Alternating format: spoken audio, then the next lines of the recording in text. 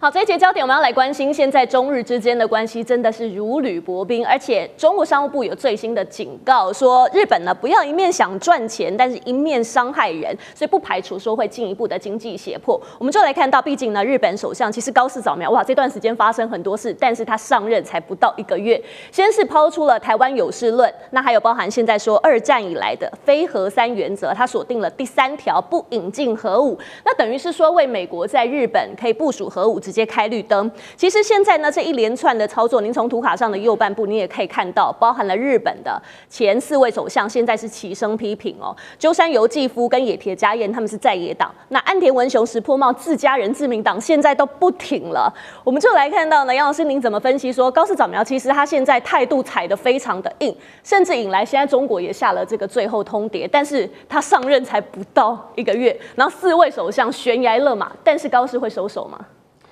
其实高市在去年2024年9月，大家还记得吗？他当初就跟石破茂竞选自民党总裁，他输了，石破茂做首相，但是石破茂2次的选举都败了，因此呢，他下来，高市上来。那高市上来作为日本第1位的女性首相，但是呢，大家也都知道，她一直以来对于就是战争的议题，对于安全保障的议题是相当的保守，甚至右倾。那去年9月的时候，他就在竞选过程当中曾经提到，台湾如果遭受到封锁，日本将面临到存亡事态危机。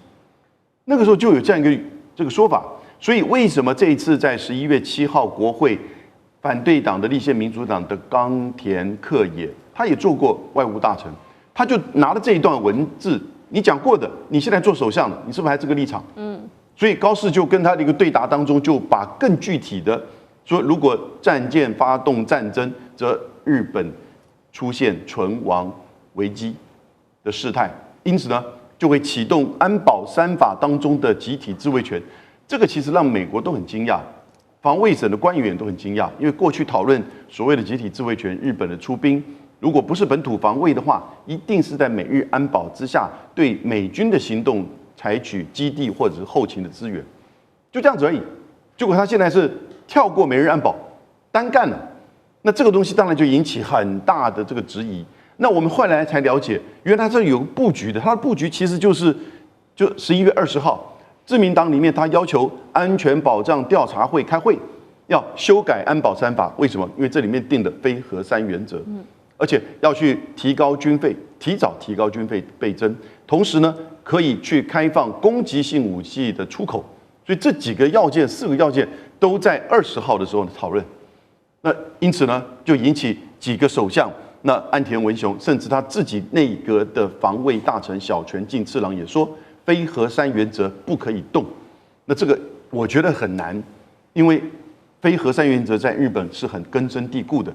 可是21号的时候，我这边看到最新的这个发展，现在时间是11月21号的下午。那他在中午的早上的时候接受访问，因为22号他请人去南非参加G20的会议，那可能碰到李强哦，但是中国大陆说你不要来，请你自重。但他被问到说，你跟中日之间的战略合作伙伴互惠关系，他说这些都没有改变。还记不记得他在釜山会议的时候和习近平见面有谈到这一个？习近平不是很情愿的跟他握手了那但是呢，果然他回来，你看就讲这些话。可是他说日中，从日本讲到日中日中战略和互惠关系不变。那这就表示他的政府的立场。记者又在追问，对于11月7号你讲的台湾有事可能构成了存亡危机事态，那他的回答是，政府的立场是一贯的，至于哪些情况属于适用范围，将依据实际发生的个别具体情况，由政府综合所有的资讯进行判断。他11月7号讲这个话就没事了嘛？他现在回到了所谓一贯，因为从1960年代开始，日本有关于台湾的问题就是事态概念，那这种假设性的问题，我们会真的发生，我们再做判断。是好，可是呢，他当时就不是这样子了。是，但是他没有撤回11月7号的发言，所以呢，基本上北京方面接不接受，我们就很难判断了。谢谢杨老师非常精辟的分析。那厉将军您的看法呢？如果高市早苗他想要改这个非核三原则，在日本，这是日本2战以来的国策，真的有可能过关吗？因为包含了现在连自己人都跳出来说，这个就是不能动的。我想今天早上这个有一个全人类对这个要改，我个人是觉得是非常危险的一个讯号。这个 F-35战机，美国居然研发出 F-35战机可以携带的核子弹，叫做 B61-12，这款的核弹。那以前我们都认为核弹，这个都要挂在所谓战略导弹上面、洲际导弹上面，或者是轰炸机上面，或者是核潜艇、战略核潜艇才能够发射。但是美国现在居然可以用5代机携带核弹，这是对全体人类来讲是何等悲哀的一个讯息。那大家试想想看，如果日本它本身就有 F-35战机，那美军在这个日本的本土也驻有 F-35战机，那如果说在日本的本土上面有这款导弹的话，它 F-35战机它的攻击范围可以包括到俄罗斯，包括到北韩，包括到中国大陆。你认为这3个国家可以容忍吗？如果说是它都随时有这个核弹的威胁，这就是为什么之前日本的几位首相，你必须要讲政治家跟政客的不同。政治家他是眼光看得比较远，他知道一件事情，其实到现在为止包括俄罗斯，包括到中国那其他的印度我不讲了印度、巴基斯坦这些永和国家，他们的核政策我不了解，但是包括俄罗斯，包括到中国都曾经讲过一句话，他们核武的使用原则来讲的话，他不会去攻击无核的国家。就是说，如果说你没有核子武器，我不会用核武去攻击你那当然，如果你日本如果说拥有了核子武器，那是不是让你周边这些永和国家，包括到俄罗斯，包括到朝鲜，包括到中国，就有名正言顺的理由可以用核子弹来对你攻击？我们之前有一个笑话当然全世界列数所有哪一个国家有多少核弹这个美国有多少枚，对不对俄罗斯有多少枚？这2个国家是最多了5-6千枚那中国是600枚，那日本有几枚呢？日本是-2枚为什么-2枚？因为它已经吞了2颗了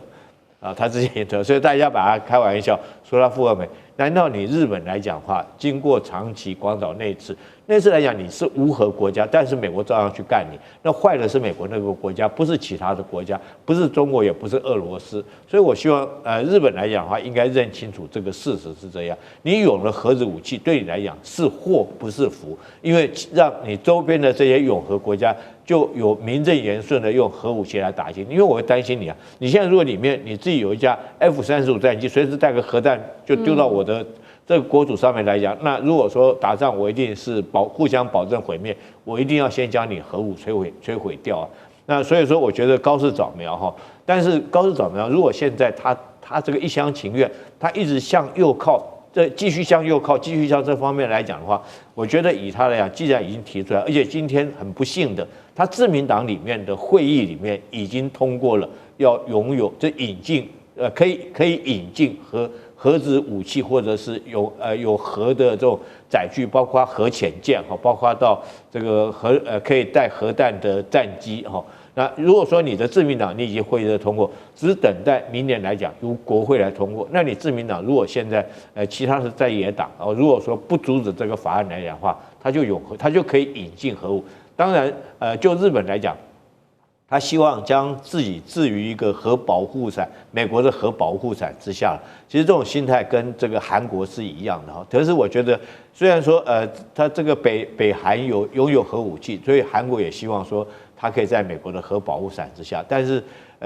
毕竟来讲，南韩跟北韩他们是同一个民族。但是如果说南韩跟北韩现在来讲，他们这个虽然说彼此是敌对国家，但是他们有一个共识，你知道，就是打日本是他们这个南北韩的共识，这是这个民族之间这个恩怨情仇很长的恩怨情仇所造成的。所以我觉得日本来讲，现在高市早苗他既然已经提出来，而且自民党也已经通过这个法案来讲的话，极可能在未来的日本国会里面会通过。可是对日本来讲，到底是福是祸，是不是真的能够放在美国的核保护伞，还是将自己置于核攻击的威胁之下？我觉得这个高市早苗跟日本的群众应该仔细三思，尤其日本的在野党应该要有更远大的眼光，而不能随着高市早苗在那边这个继续向右倾、继续向右靠哈，将整个国家带到危亡的这种境界。好，确实，现在外界也在分析说，为什么高市这么急要急着引进核武呢？认为它其实是源自中国的核威胁升高。我们就来看到图卡当中的右下角，这是美国智库战略暨运算评估中心的资深研究员，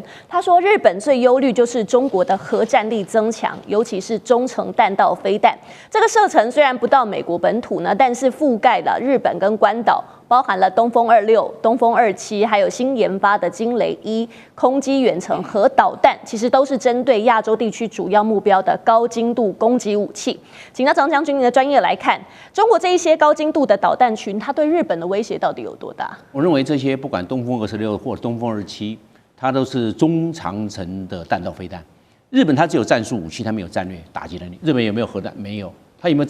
长程的或者洲际的弹道飞弹？没有。它有没有核子动力的弹道飞弹潜舰？没有。它都是战术型的。所以日本在这边，它想要去研发战略型的。但是我们知道，这些东风26、东风27之后，它的射程涵盖第2岛链。那讲惊雷，这一次93阅兵有出来的惊雷1号，惊雷1号是挂在轰6上面，轰6上面它可以打3500公里，因为轰6就可以飞5000公里。再打3500公里，可以打到8500公里，加起来。当然，它可比较，它打第1跟第2岛链，它不用出海，在内陆就可以发射。那惊雷它飞得够高，要够高，因为它的从位能换成它的动能速度，就往前面这样子飞，这是惊雷1号。所以这样来看的话，日本想要发展核武，它考量是要3个条件。第一个就是我们所说的，它的你要多少数量，你日本要做多少核武数量？中国大陆现在已经600枚，你要做多少？你是不是要比数量？因为比核武就要比梭哈，大家看谁多嘛。第二个比领土面积，日本的领土面积总共37万8千平方公里，中国大陆的领土面积总共是960万平方公里，所以中国大陆的领土面积是日本的25倍，它就25个日本就对了，你25个日本加起来，因为打核武大家是相互毁灭嘛，但是我大你要丢得多啊，你小我通通集中，所以这个领土面积日本也吃亏，刚才讲的数量就已经吃亏了。第3个我认为。日本还有个短板，日本人口集中，北周4国、九州、北海道都集中在那边，那几个小岛不要计算，你都集中在那边，而且它高度城市化，打那个几个重要城市人就毁灭了嘛。人土过度集中也是日本的短板，所以日本的短板多。另外一个，日本如果发展后会牵动地缘战略，南韩要不要发展？你有了，北韩也有了，俄罗斯也有了。中国大陆也有了，那就南韩没有，南韩要不要？他一定要发啊！他说你们大家都有，就我一个人没有，你们全部都有。南韩这个地缘战略就不变，而且俄罗斯会把它战略核武部队往东移，调到勘察加半岛，调到库页岛。为什么？你日本开始搞核武了，我能够不准备吗？会有这样子地缘战略，不是光只是牵动南韩发展核武，包括俄罗斯都要牵动，他可能都要做一个机动的来调整。为什么？你发展核武，我不能不准备，是这个样。所以我们来看呢，从这方面各种来做评估，日本想要发展核武有能力，但是它的风险要做评估。日本现在有47公吨的钚是我们知道原子弹是核裂变，你氢弹是核聚变，那它现在做核裂变呢，做一个原子弹要多少斤钚？30公斤一颗，47公吨可以做1500个，可以做100。它的小部分是放在日本，那绝大部分是放在法国跟英国。他们是盟国嘛，他们自己是朋友嘛，放在那边拿进来，要做就拿进来嘛。他总共现在日本他们通通加起来47公吨了，有没有动？没有啊，他现在还是3不原则。所以我讲，发展核武是有地缘战略的风险，日本要考量利弊得失，你不要因为因小而失大，为了做核武而造成日本的这种更造成地缘战略的晃动，那会造成它的风险很高哦。所以我认为日本原则上。在目前来看，会走保守的路线。好，非常精彩的讨论，我们稍微休息一下，马上回来。地缘政治、内中之争、战略价值、强权崛起、小国生存，现在与未来洞悉事件走向，掌握世界脉动，全球观点。